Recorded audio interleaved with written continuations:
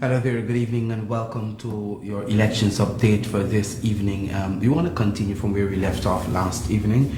This evening I have in the studio Bishop Juan Edghill once again, and of course we're now joined by Mr. Joe Hamilton, both former members of Parliament of the People's Progressive Party Civic, and of course Bishop Edghill served as Minister within the Ministry of Finance. Gentlemen, welcome to the program. Thank you very much for having us here, Eddie. And good evening, Eddie, and good evening to all of our viewers and listeners. Last evening, gentlemen, we were focusing on what has been happening since the March 2 general and regional elections. Based on reports we would have seen, the entire voting process would have gone relatively smoothly, with a few attempts at disruptions and so forth. However, what happened after the polls were closed on the evening of March 2nd and thereafter, a number of disturbing events would have taken place, including attempts to more or less, in local term that most people are using to steal the elections. Those are actions of the APNU AFC. Those actions would have faced heavy condemnation from both local and international organizations. Joe, I'm going to give you a chance to start here. We start from that point of view. Of course, later we're going to discuss a little bit about the court ruling today. Yeah, Eddie, the thing is, at this juncture, I note even tonight, APNU is trying to paint the present situation as a PP Civic APNU issue. That is not what it is. It is all the people, including governments, international organizations, observer missions, the diplomatic corps, in conjunction with the PPP, is on one side fighting to ensure that the elections of March 2nd, the issue about the elections results being credible, being the results of the will of the people. Notably, the only party that has not said that they want a declaration that mirrors the will of the people is the Granger and APNU party. The small parties, 9 of them, the People's Progressive Party, and as I reiterate, many of the governments, they have gone past, Eddie, the issue about credible elections, and some have said that they have enough verifiable evidence to suggest that there was and there were attempts at voter fraud. So we have gone past that. Many governments have said, and if you follow yesterday the UK Foreign Secretary, when he spoke to this matter, he did not at all address GCOM. Everything he said focused on David Granger, and he was clear that to ensure that we have a democratic transition of government, Granger is the principal player in all of that, because GCOM is not, even though GCOM is a participant of the attempted voter fraud and rigging of elections and stealing of elections, the beneficiary of that process is likely to be David Granger, and therefore the Foreign Secretary zeroed in on David Granger, speaking to the issue of he must ensure that everything that happened, it is credible.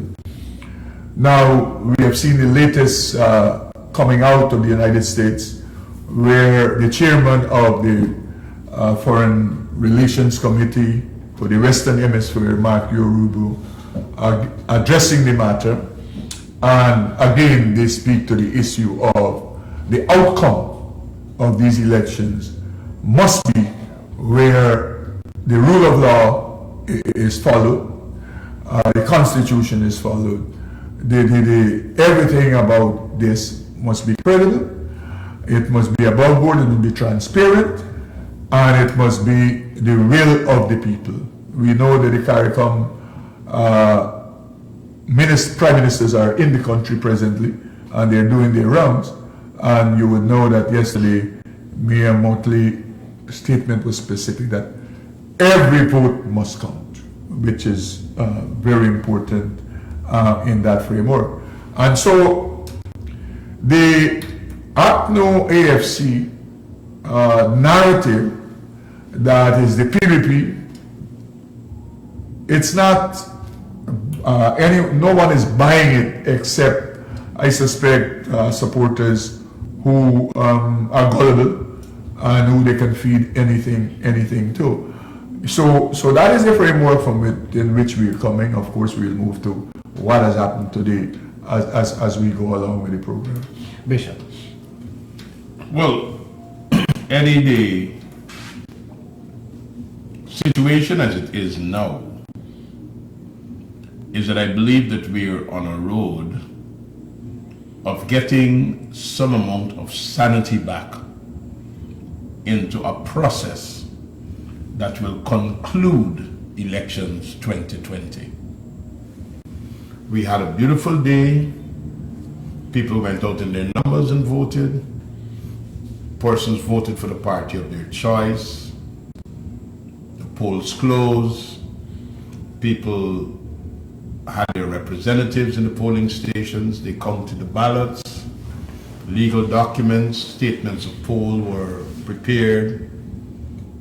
And we were at the stage of the tabulation of results in the various regions. 9 of those regions, excuse me, were completed. Region 4 was outstanding, and it was a departure from the law, section 84 of the Representation of the People's Act, that led to this confusion. And 9 days after an election, we still don't have a declaration, and we still don't have a winner declared and a president sworn in. The process can be viewed that it was hijacked, electoral fraud, coming from specifically named individuals and players within GCOM that allowed for a bogus declaration, which was set aside today by Madam Chief Justice Roxanne George, purporting to indicate that the APNU AFC got a specific number of votes in Region 4 that would have allowed them to overtake the lead that the PPPC had in the 9 regions that were completed, which was a lead of some 52,000 votes. In essence, whatever took place in GCOM and who were those willing participants in that rigging ploy, they gave to the APNU AFC 20,000 more votes than they actually received through the voting process. That madness has been halted, and the verification of the District 4 votes, Region 4 votes, the Chief Justice has ordered must commence by 11, no later than 11 o'clock tomorrow. Now, there are concerns that the integrity of the statements of polls are in question, because the statements of polls from the presiding officer according to the law, is to be transmitted to the returning officer and the chief elections officer in sealed envelopes with stamps or seals from the various political parties. The PPPC provided our polling agent with seals and they placed them in those envelopes.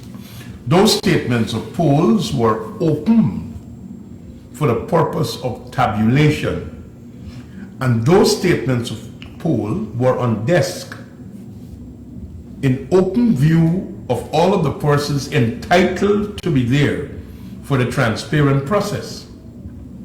Now, what happened? After this process was suspended, and then you had the purported declaration of the Region 4 returning officer, and then the court action that was filed, and all that followed, the Deputy Chief Elections Officer caused all parties, agents, persons entitled to be there to be evicted from the command center at the Ashman's building. The place was shuttered, the doors were locked, but there were personnel inside of that building. Now, statements of poll are legal documents that is supposed at all material times be under a command and control environment to ensure that its integrity is preserved. And one of the ways in which its integrity is preserved is to ensure that agents of the various contesting parties are present at all times when it is open and when it is being tabulated. The Chief Justice spoke to that today in her judgment. Now, tomorrow morning, we expect that according to the order of the court, the returning officer will have to summon all of the various parties back to the command center to continue that process. I think one of the first things that must be established is that the integrity of those statements of polls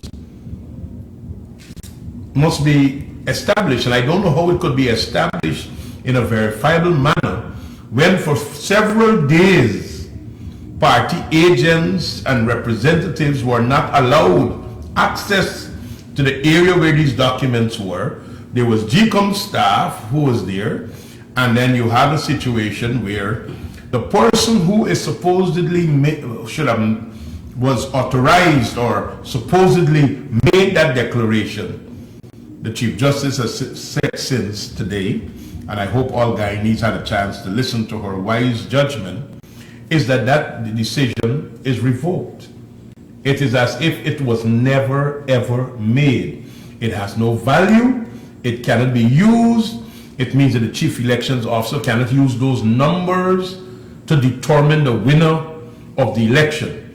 And the only time Region 4 could produce a number is when the law is followed. We're going to get down to dealing with that, Bishop, because I want us to deal with the court ruling separately and to spend some time on that, because I think there's a lot of misinformation out there with regards to all sorts of spin coming from people. Well, Eddie, one of the misinformation is that I am informed, and I must say that I'm appalled that one of the lawyers who was present in court, who's also a candidate of the AFC, a senior counsel, just recently got a senior counsel, Mr. Royston Ford, is purported to have said, and it is being reported in social media, that the GCOM won the case. And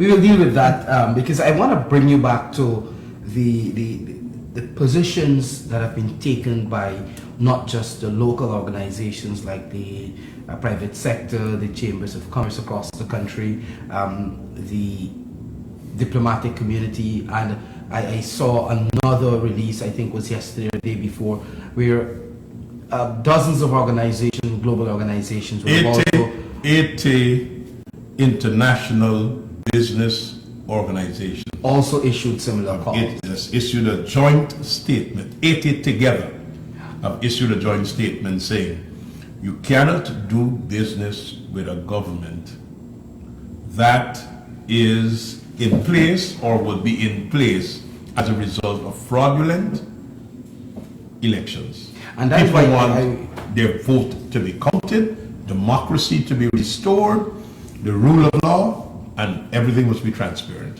That is why I brought you guys back to that, because what this means for Guyana, because I think a lot of people don't understand. I'm seeing some sort of discussion starting to happen with regards how the installation of an illegal government can impact Guyana and its people, especially when you have the large countries, the world powers, telling you straight and clear that unless you complete this process, your government will be illegal. And But the good thing about it is that we were saved maybe by a divine hand from the installation of an illegal government by the intervention of this court action and the actions of the Chief Justice, which must be applauded, because basically she's put the clock on pause, because Mr. Lowenfield had already written to the chairman of GCOM to call a meeting. He's ready to report on the winner of an election when the results of Region 4 was not verified. So we would have had an illegal government that would have seen tremendous consequences, sanctions, and the rest of it. But the good thing is we were saved in a nick of time from getting there. Hopefully now, reasonableness, integrity, and transparency will be watchwords from tomorrow morning, that we could get back on a path of verification. And in the absence of not being able to reconcile numbers and so on, the gold standard to determine the true winner is the counting of the votes in the box.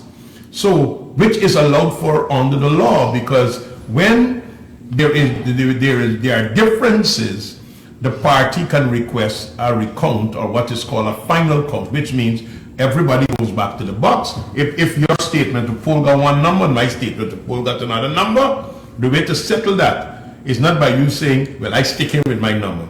A party must have a right to say, okay, maybe there is something wrong with this document, but let us finalize it by going into the box where these numbers were derived from, and in the face of everybody, let's count over the votes, and let's see if this is what the PPPC got, this is what APNU got, this is what ANO got, and that is the gold standard to determine. And I believe by now, 9 days after an election, even APNU AFC supporters would have concluded that the way for us to settle this matter is just go back to the boxes, count the votes, and let the chips fall wherever they may. I'll bring you in here. The thing is, Eddie, you know, I coming out of the court ruling, I see many APNU AFC supporters, including lawyers that represent the GCOM, chattering. What is the chatter?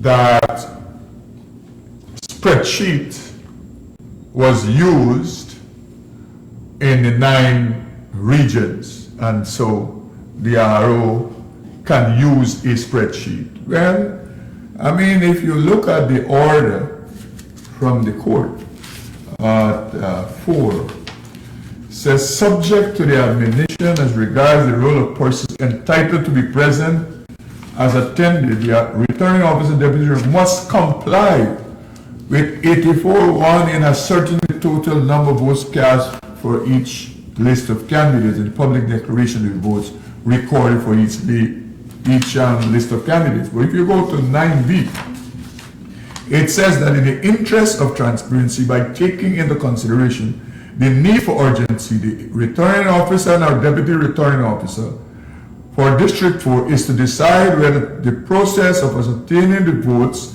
cast in favor of each party in the district add up the votes recorded in favor of it in accordance with the statements of vote. So you have, according to the statement of vote, delivered pursuant to Section 83 of the Representation of the People's Act, Chapter 103 should be restarted or continued. The point is this. Firstly, no region, not one of the 9 regions, the statement, a spreadsheet was used to tabulate and verify the results. This spreadsheet is an operational tool that is utilized by the RO to transmit to the Chief Elections Officer after the verification and tabulation is done, utilizing the statement of poll of the Chief Elections of the RO and the party agents and whoever, the people who assembled there. So that is a patent lie that is being peddled. The second issue, you have them saying that in the morning, Mingo could return there and start the spreadsheet once again. When the court just threw out the spreadsheet argument earlier this afternoon. So that is what the chat is suggesting. You talk about sanctions. If you follow the trend of how the world is dealing with governments that install themselves illegally via a fraudulent electoral process. Now, earlier, years ago, they used to just deal with the government. Now it extends to people who facilitated that. The electoral commissioners in some places they call the election and boundaries commission.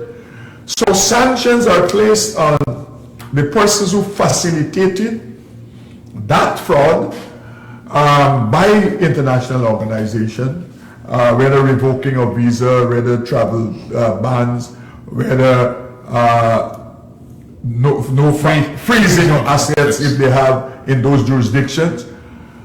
Also, people in the judiciary has been dealt with, who facilitated.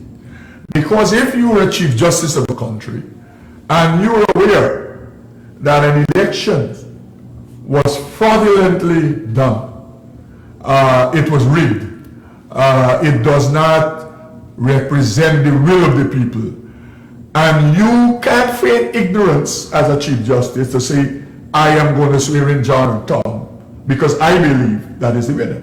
The winner must be the votes. Who garnered the most votes? And so, even in the military and police establishments in some countries, they have put sanctions on senior functionaries within the military and the police establishment. So the tentacles, it is wider and far-reaching now. All the facilitators in the process of having a illegitimate, unconstitutional government installed, the sanctions regime deals with all of them, not just the people who are installed fraudulently in government. And so that is one of the new things. If you follow what transpired in the last reference we have would be Bolivia not so long ago, where you had the same issue. And the OAS asked for an audit. They were observers. That was the observer mission. Asked for an audit of the elections. And that was done, and that was proven to be, the audit showed that the results was not in conformity with the will of the people. And you know what followed there since. So the thing is, for a lot of the people who are in APNO and AFC, who are chattering and who believe that they can install themselves illegally and unconstitutionally, you should be forewarned. Not just you. Now the regime includes your families. So not just the persons, the regime of sanctions includes your families. And so they should take that to note, the supporters and members who think they can egg them on to take over the place, you know, and regardless of what the will of the people are, they should be forewarned that these things are got far-reaching consequences. Of course, I wouldn't even venture to discuss the consequences, how it would affect the state. You know, how it would affect the state. And you know, I was talking to someone today. You know, the fact that the oil prices have tumbled, and it is now what they call break-even numbers, $30-something, I suppose. They say it's likely to go to 20 and under.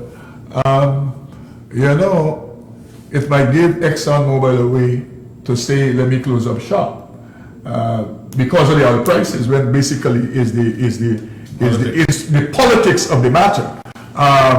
So you have to pay attention to that. No, and already governments have signaled that they will not accept an illegitimate, unconstitutional government, and that will have consequences for this country. And of course, I think you hinted, but I'll bring you in, Bishop, that there could be significant, as a result of these sanctions and the, especially if it deals with the economic sanctions on the country, there are implications for the average man, I suspect.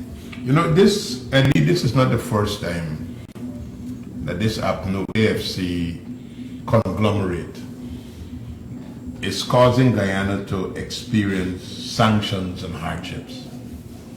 While they had a one-seat majority in the parliament, while we were a minority government, their refusal to give support to the anti-money laundering and the countering of the financing of terrorism bills caused Guyana to be blacklisted. We suffered because of their recklessness. Now, this is not just merely recklessness. This is selfishness. The thing about it, Valda Lawrence and everybody in Congress Place knows the exact votes the APNU AFC got. That is why they departed from the statements of poll with signatures of the presiding officer, the polling agents, where everybody could verify. And by the way, every statement of poll has a serial number. So even if there were 10 copies, all 10 copies must carry the same serial number. So tomorrow morning, we're going to have to start examining serial numbers when they come out with the statements of poll. Now, they know the number. They know they've lost the election. They are not willing to concede that they have lost the election. So you throw the statements of poll away, you sit in a room, and you put in numbers that satisfies you getting an additional 20,000 votes.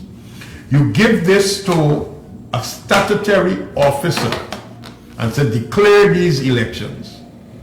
Up until now, Valda Lawrence is still to explain to the public how her signature got on the declaration of the Region 4 results, the Form 24 of Region 4. All other 9 regions, and this, you know the thing about this was published in the Chronicle, and I think it's in the Stabroek News over the weekend. I looked at all of the things. 9 is just one signature. Region 4 is Mingo and Valda Lawrence. Why did Valda Lawrence have to sign on that? She haven't explained, nobody in the PNC have explained, nobody's even wanted to attempt to explain, but we know why. Now, so you prepare a spreadsheet, and this is what they intended to do. Having had that man declare results that are fictitious, false, and basically fraudulent, give that result to Mr. Lowenfield. He tabulates all 10 regions, goes to the commission and says, this is a number of votes that I have by the 10 returning officers, and we declare that this Mr. Granger has won the election. Mr. Granger is sworn in, and you have to go to the court by way of an elections petition, which will not be heard in 5 years like the 2015 petition is heard. You have a government in place that got there through illegality, through fraud, and what they were actually trying to tell the court is that you can't deal with this matter now. But thank God, Light came in the midst of the madness and the darkness, and this whole rigging plan was stalled. So now that the rigging plan was stalled, to satisfy everybody, because now Granger goes out and he says that the PPP have fictitious numbers. Now we show the world how we got our numbers by publishing 879 statements of polls with numbers and a tabulation to show we got our numbers. GCOM haven't published anything, the APNU haven't published anything, but he wants to say that our numbers are fictitious. To settle this whole issue, open the boxes. 3 hours, get representatives, and we count, and we all sign off. And then when we all count and sign off, we tabulate. And we get a number, and the parties live by that. But you know, Eddie, this was not about free and fair and credible. As Mr. Granger was trying to hoodwink the Guyanese people, GCOM is independent, and GCOM, he will not interfere with GCOM. He wants free, fair, and credible elections. You were giving that in all of your speeches when you were delaying the elections. Why don't you say you want free, fair, and credible elections results now?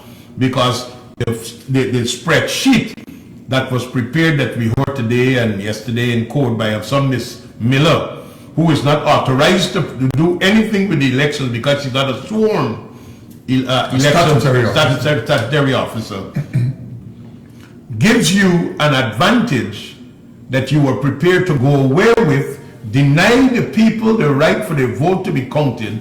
You assume the powers of president, run a country unlawfully in an illegal manner, and you're saying to the aggrieved party, well, come to the courts by way of an election petition, let's bat it out in the courts. And you do everything within your power to delay it. You know what? Times have changed. And we are 9 days away from the election.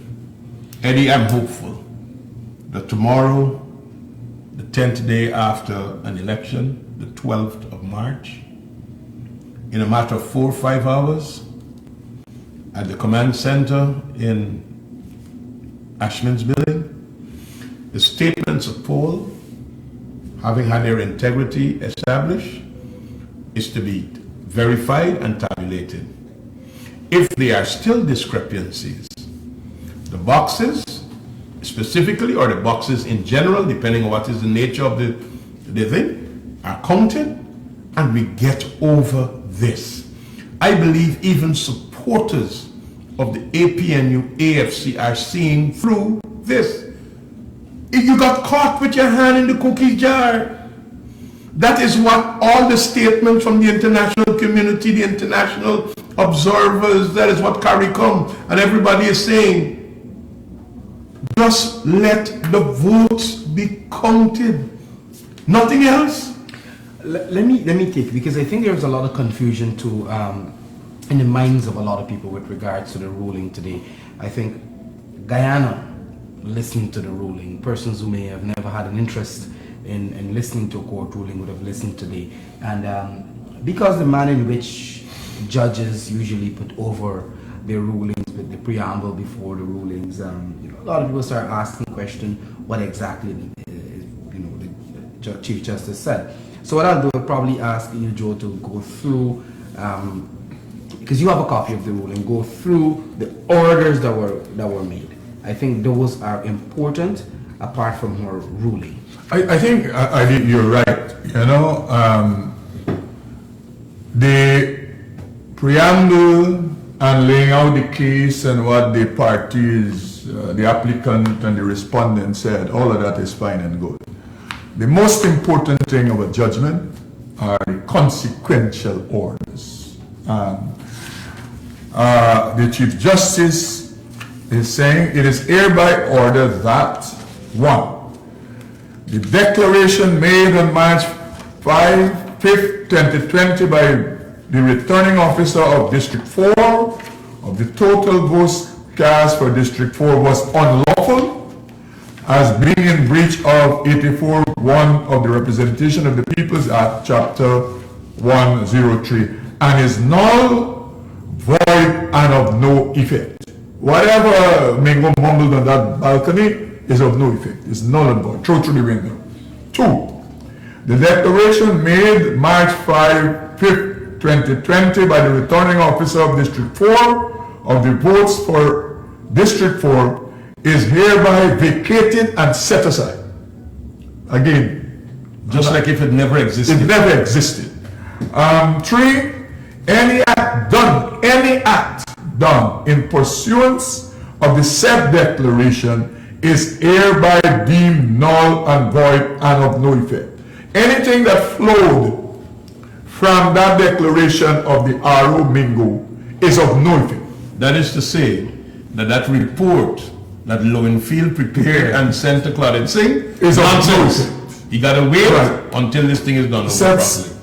4. Subject to my admonition as regards the role of persons entitled to be present as attended, the returning officer and or the deputy returning officer must comply with 84.1 in ascertaining the total votes cast in favor of each list and the public declaration of the vote so recorded for each list of candidates. So there are 2 important things here. 1, he must do the verification and tabulation in front of the people who are authorized to be there.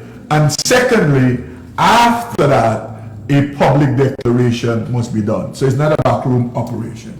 That the Guyana Elections Commissions cannot lawfully declare the results of elections of March 2nd, 2020, unless and until the returning officer or deputy returning officer of District 4 complies with and or ensures compliance with the provisions of 84.1 of the Representation of the People's Act, Chapter 0. So nothing Lowenfield or the chairman or the commission can do unless and until the issue about Region 4 results is properly resolved and declared. That is to say, there could be no swearing in of a new president because you got to conclude District 4 and then other processes will follow. So no, everybody who got to fear the Grange and get swearing in sometime soon.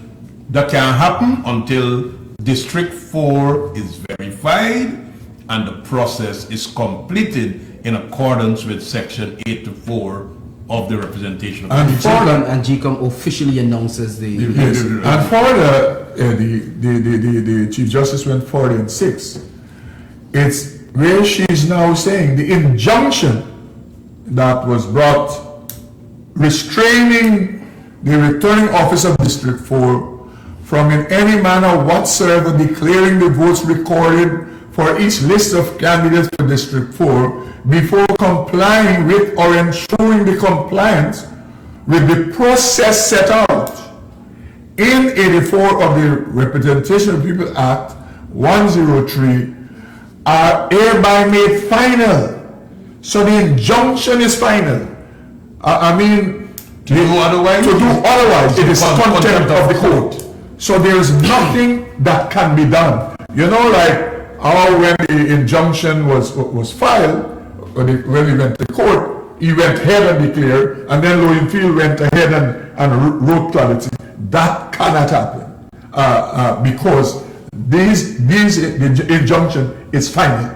Final 7 said the injunction granted restraining the Guyana Elections Commission from declaring the total number of valid votes cast for each political party until the returning officer or deputy returning officer of District 4 complies with and ensure compliance of Section 84 of the Representation of the People's Act, Chapter 102 is hereby made final. Further, the mandatory injunction that refers to compliance with the letter and spirit of the law is hereby discharged. That is our. And the mandatory, further, she says, because of the urgency of the situation, the following consequential orders are made.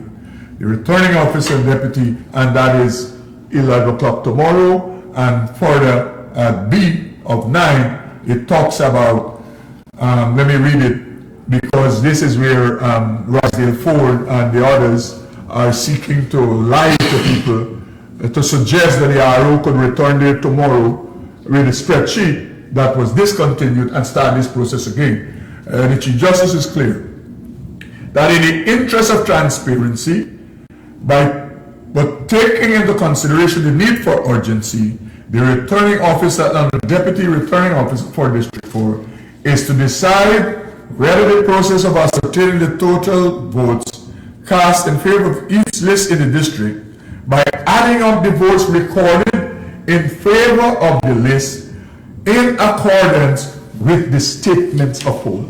There is nothing here that says in accordance with a spreadsheet. In accordance with the statements of poll delivered pursuant to Section 83 of the Representation of the People's Act, Chapter 103. So let me just say that should be restarted or that is to say, not any statement of poll.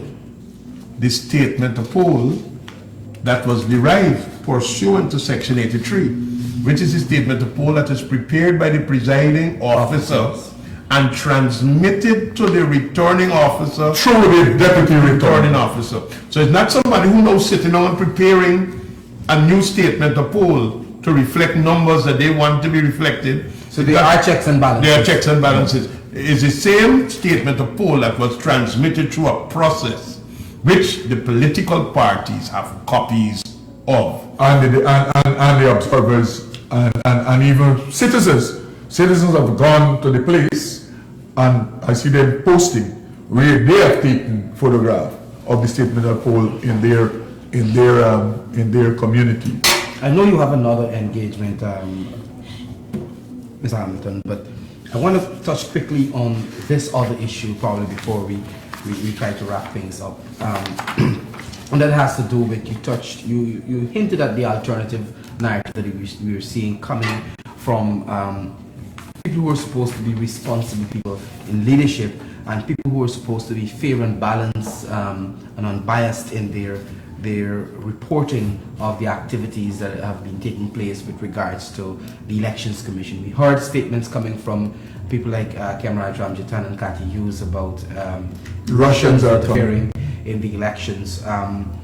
This, I think, when this happens, it tends to create a lot of confusion in the minds of people who may, for one reason or the other, not really understand the electoral process and what has been transpiring at the GCOM office since the evening of March 2nd. Two things quickly, Eddie, before I depart. One, all the confusion perpetuated by Mr. Granger and the APNU acolytes is because of one reason. By lunchtime of the 3rd, Eddie, just like how the People's Progressive Party Civic knew what the results of the elections were, the people at Congress Place also knew. The big question that they had to answer is, what do I say to the supporters? That was the big, and up to now, they haven't concluded that discourse. They haven't found a mechanism or a method to say to their supporters, we lost the elections. And let me say this, I can speak from experience on this matter. Because as an executive of the People's National Congress, I have had to deal with that in several elections. When you thought you won, but then you know you lost. It is how you transmit to your supporters, or you might have hyped up wrongfully even after you know you lost. And they were continuing to do that. And for right thinking, and I've seen many people by the hundreds on social media and so, who are right thinking people, they can vote for PPP. But they understand that if you say that you got the winning lotto ticket, you would bring it forward. Why, if you are one, why have you failed to put in the public domain your statements of poll showing that you win? You understand me? So, Eddie, the confusion, I repeat, and the misinformation is because they have not yet worked out. Importantly, Eddie, another sign of recognizing that they know they have lost is you now have the middle class elements and the so-called intellectual class throwing into the pot the whole conversation of shared governance and government of national unity. That is a sign that they know that APNU has lost the elections. They're now trying to say, to put this. So the thing is, we can't get to the issue of governance unless we conclude the elections. The elections must be concluded, and that is the position. You can't talk about that and about whatever other issue unless we conclude. We're saying, let us conclude the election. And finally, you have a situation where it is not a political party attempting to rig elections.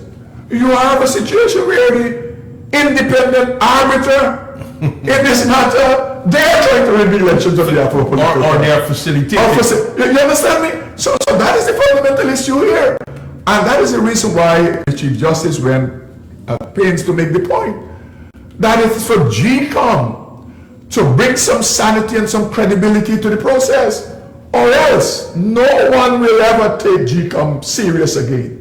Because if you're the arbiter, it's like the referee in a football match or a cricket match umpire, right? And referee, where you are working with one team, you're helping them to kick the ball and so, you know. And when the ball is supposed to go in the goal, you gone there to help the goalie to ensure the other side. And that's what GCOM is doing here. And therefore,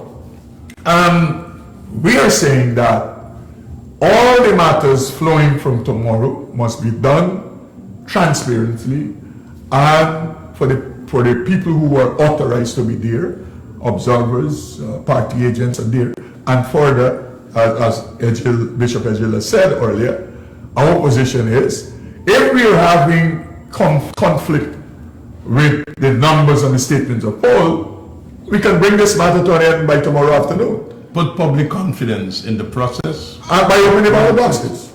And come vote for vote.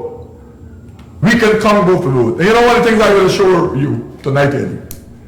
If we go to the Region 4 votes, like it happened in 97, and counted vote for vote, the People's Progressive Party said, if I can assure you, we'll get more votes. Because in the Region 4 count, you have nearly 1,000 spoiled votes.